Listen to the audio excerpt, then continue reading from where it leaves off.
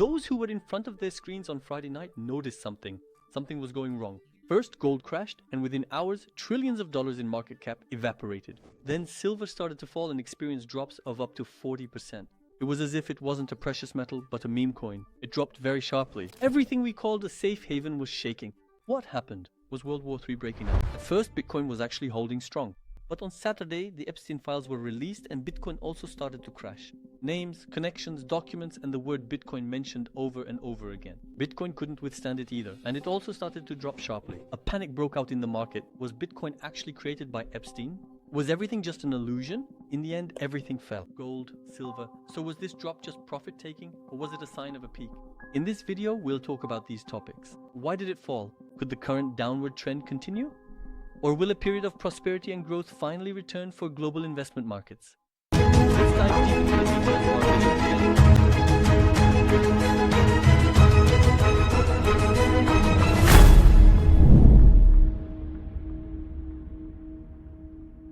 We could say that a financial apocalypse is happening in the world because gold has experienced its sharpest drop in the last 150 years. It dropped by nearly 15% within a few hours, friends, and wiped out $6.2 trillion in market value. Look, the crypto market that we talk about day and night, make videos about, and chase after, there are thousands of coins, and the total current market value of all of them. Let's check it from here. Look, it has dropped down. The total, friends, is currently $2.57 trillion. Gold alone, just by dropping, evaporated $6.2 trillion. The difference between them is that big. The agenda was extremely busy. First, it was said that the US hit Iran, or was going to hit. After that, the new Fed chair was announced, and while a dove was expected, a hawk emerged, and then the Epstein files were released. The agenda is really very busy. We are truly living through a period of chaos, and we will talk about these things. But while we're at the beginning of the video, I have a request from you. You can support us by liking this video, subscribing to the channel, and most importantly, your comments are very valuable, friend. Now, while gold was making this move, silver said, "I'm already the devil's money." That's what they say, right? Silver is the devil's money. It experienced a 38% drop. I mean, imagine someone who bought $100,000 worth suddenly only had $62,000 left. It's a very serious thing. It just melted away in a matter of hours. It was as if they had entered a leveraged trade. But there was this indicator, which I've mentioned from time to time in the videos. From A to Z, everyone in my personal life started asking how to buy gram silver, how to open a silver account at the bank. I remember something similar happening in 2021. Everyone was asking about altcoins, and it was the end of the altcoin bull rally, and then the crash came. Something similar happened with silver as well. Everyone is asking about silver. I mean, silver hasn't found a cure for cancer in the world. It just rose very sharply. I always say, yes, silver is a precious metal. We use it in many industries, in all products related to the future. I will also make a video about this in the coming period. Where silver is used, in fact, silver has aspects that are more valuable than gold. It really has a lot of areas of use. I will talk about this in upcoming videos. But of course, this doesn't mean it will suddenly quadruple or increase tenfold. Very sharp rises, as I always say, can be followed by sharp pullbacks. I mean, this could also be a profit-taking move. It could continue after taking profits at the top, or it could form at the peak point.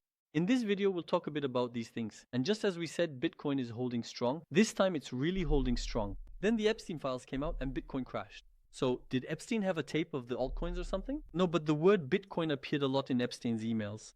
I'll share some important things about this with you in a bit. Now here, friends, look, you can see the gold and silver charts. Gold experienced a 38% drop in a single day, and in 48 hours, a 16% drop. In 24 hours, that is, in one day, it dropped by about 14 or 15%. I went back and checked. This hasn't happened in the last 150 years. An event that hasn't occurred in 150 years. Maybe I bought gold and silver, and it happened. But this is exactly what financial markets are, my friends. This is a world where big whales and smart money target the cash in your pocket. And if you notice, these kinds of major chaos always happen on Fridays. Especially in the past year, all the big chaos has happened on Fridays. That is, the market is closed on Saturday and Sunday, and we've always experienced chaos on Fridays. So what happened? There are two reasons. First, the US hit Iran. Will hit. Ships have set out, and there will be a major problem. A regional war could break out. Iran also said, "I'll strike the surrounding countries," but the US may have given up on this idea. This would pull gold back, because if there is no chaos or war, the price of gold doesn't rise quickly. That's one. But there's an even stronger second possibility behind this move in gold. So, aside from the Epstein files, there's also this. Trump doesn't want Powell, guys. We've always talked about this. And in mid-May 2026, Powell's term ends, and it's said that he'll leave. Why doesn't he want Powell? Because he's raising interest rates too much, or he's not lowering them enough. And everyone expected this from Trump. Everyone is waiting for a Fed chair who supports low interest rates and likes monetary expansion. A Fed chair came in, Kevin Warsh, who served between 2006 and 2021. He always kept his distance from loose monetary policies.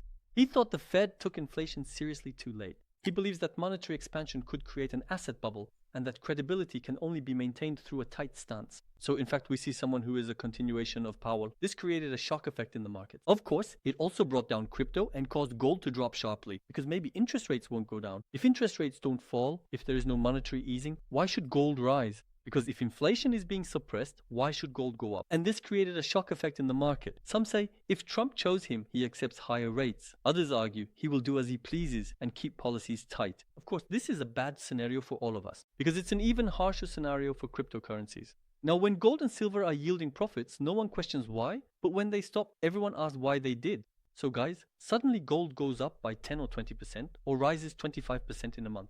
No one asks why it's going up, but when it drops by 14%, they say, how could gold do this? They say, because if you notice, there's an emotional aspect here. But I just mentioned smart money, didn't I? Smart money is something like this, guys. These are big money managers, people who manage large amounts of money. Money moves like a herd. They move money from one place to another, make profits, and then move it somewhere else. Now, with smart money, there are no emotions involved. So what do we do, for example? If silver goes up 4 times, for instance, I can buy the car of my dreams. This is an emotional decision, far from rationality. But smart money doesn't do this. Smart money says, if my target in silver is reached, I'll sell. I'll sell the ounce at $120 and buy it back at $80. Or if my target in gold is reached, there's no benefit for me to hold gold forever. I'll sell it and buy it back when it drops. That's why smart money stays away from emotionality and makes rational decisions. So sometimes we say, friends, gold can fall. I say, look, it won't rise forever. I once tweeted it bankrupted people for 10 years and was insulted. Smart money avoids insults and considers this. We saw this happen before. Now, for example, look, I've explained this many times before. For instance, it took until 2029 for gold to reach the peak it saw in 2011 again. Friends. After the 80s, it took 25 years. So you buy gold, and it takes 25 years for it to reach the level you bought it at against the dollar again. This is part of the game. When we say this, because you approach investments emotionally, you feel insulted. But it shouldn't be like that. Gold is very valuable. Yes, we should keep it in our portfolio, but the buying levels are very important, and we also need to know when to sell. I want to explain this a bit more clearly. For example, think of an investment portfolio. Let's say you have a small house that you rent out, some stocks, shares, gold, and cryptocurrency. Now, in this case, gold should make up between 20 and 30%. So between 20 and 30% of your total assets can be in gold. And what should you do? Let's say gold suddenly doubled or even tripled in value. So your 30% has now become 90%. In that case, you can sell some gold and invest in the stock market. You can put part of your money into interest-bearing accounts or turn to real estate. This is what we mean by diversifying your investments. The goal is not to sell all your gold. The goal is to bring your gold holdings back down to around 30%. This is how smart money operates. So if one slice, let's say the gold slice, jumps from 20% to 60%, they sell some and bring it back down to 20%. That's the logic, friends. So yes, precious metals might still have room to grow. By the way, you can easily buy precious metals like gold, silver, and palladium on Binance. There's a special $600 bonus and a 20% commission discount link for new members in the video description. Or you can also sign up for Binance by scanning the QR code, friends. Why is gold rising? Let's take a look at that in general. Central banks are constantly buying gold. The dominance of the dollar in the world is decreasing. China, Russia, and the Eastern Bloc are directly abandoning the dollar and turning to gold. There is a risk of war in the world. Geopolitical risks are very high these days. Since central banks are printing unlimited fiat money, the value of gold is increasing due to inflation. It seems like gold will rise even more. It looks like it will increase in the medium to long term, friends. So was this drop just a profit-taking move, or have we seen the peak for the next 3 years? Simply put, if you ask, Professor, how should I invest $10,000 in gold? Here is my advice. Buying all at once now is risky, but if you invest $1,000 monthly over 10 months, known as dollar cost averaging, you have already started buying now. If prices drop, your average cost falls. If they rise, you hold gold and its value grows. This is the safest way to buy. Because the price is volatile now, it has risen quickly and may rise further. I'm not saying this is the peak, but it's very hard to tell right now. The safest option at the moment is dollar cost averaging. That's why this applies to both gold and silver. Something happened in Bitcoin that hasn't been seen in 8 years, friends. Here you can see the monthly chart from 2018. Bitcoin dropped for 4 consecutive months. This hasn't happened again in 8 years, and now it's 2026. A lot of time has passed, and it experienced another 4-month decline. Now, in its 5th month, Bitcoin is also showing red. This isn't something that happens often with Bitcoin. So what happens after that? After these red months, look, Bitcoin went from $3,000 to $50,000. It experienced a very significant geometric growth. Now, when we look at a lot of data, yes, we see that these could be the bottoms for Bitcoin. Truly. So, I don't know, you could get involved in mining or you could accumulate Bitcoin gradually. Bitcoin is valuable, my friends, but now we'll look at why it dropped because of the Epstein files. Now, the first scandal starts like this. There's the founder of Napster.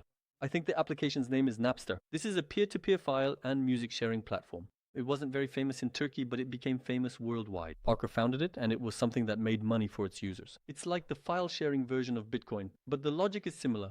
So here's where the conversation comes up. Like, talk to Parker, talk to Elon Musk too, and they're discussing the year 2009. Let's find a decentralized, untraceable financial thing. Let's find a solution. Because what they're doing is a bad thing. They're looking for an excuse for themselves. By the way, I don't think Elon is involved in this because Elon really fought hard and made a big effort for the Epstein files to be revealed. And now he says yes, his name appears in the emails, but he never went to the island, never got on the plane, and now he says there should be a trial and people should be punished. The bad ones should be punished.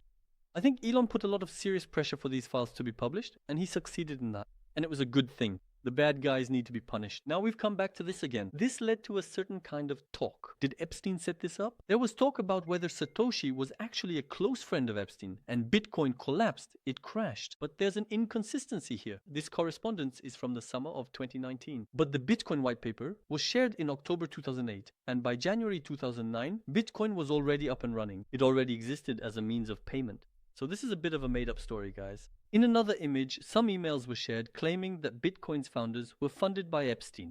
But there are also a lot of fake emails out there, first of all. Second, I check Epstein's stuff myself because, for example, there's something about Michael Saylor. I don't just jump to conclusions. Look, when we go into Justice Cove here, we can see these files directly. Look, and I review them myself from here. There are a lot of fake emails, but there are real ones too. For example, here there's something about Michael Saylor. Look, it says, Saylor is a complete creep. In this file, he's described as a total pervert, a drug-addicted zombie. That's how he's defined in the email in these Epstein files, and actually, this created a bit of panic in the market. And then Bitcoin dropped to 75,000 overnight.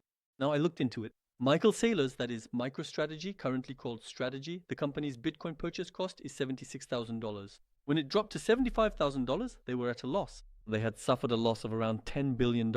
Right now it's at 77,000. So Bitcoin is hovering at a level very close to their cost. And in 2000, the dot-com bubble burst, there was a crisis. Rather than just the dot-com bubble bursting, there was a crisis. In that crisis, Michael Saylor suffered a record loss of $6 billion in a single day. We saw this on the front page of the Daily News, of course, online. I'm not entirely sure if it's true, but that's what I found in my research. He himself said in an interview, yes, I lost $6 billion in one night. That's what he says. It matches up. Of course, we don't want Saylor to lose. We want Saylor to make money because we don't know what the real facts are. I mean, is he a bad guy or a good guy? We can't know that. Only a court can decide that. Indeed, yes. The world is going through a tough period for crypto, for investing, for everything. When I read things about Epstein, I have to hold myself back from throwing up. And as they say, I read it on X, you lose your faith in humanity. And they say this is just 20% of it. Those who read the rest, those who read it say we couldn't recover for 6 months. It's really awful. So I really can't talk much about this because I honestly can't stomach it. Disgusting is an inadequate word for it. I want the wrongdoers to be punished, and as I said, if you look at the dates when these things happened 20 or 30 years ago, you'll see that everything was covered up. But now look, Web 3 or Web 2 is such a wonderful thing. On X, on YouTube, we can talk about these things, people can come together and judge them, and they can put pressure to bring more of it to light. They can create public opinion. This is truly very valuable. In this sense, the century we are in now, the existence of X and it's being left free is extremely valuable. I think we owe this freedom to Elon Musk, because when he paid $45 billion for X, everyone laughed in their own way. It was money that wasn't deserved at all, but for the sake of freedom of speech, I think Elon made that money back too. I hope our video has been clear. Gold, silver, Bitcoin, we will continue to talk about these. Hope to see you in the next video. Take care.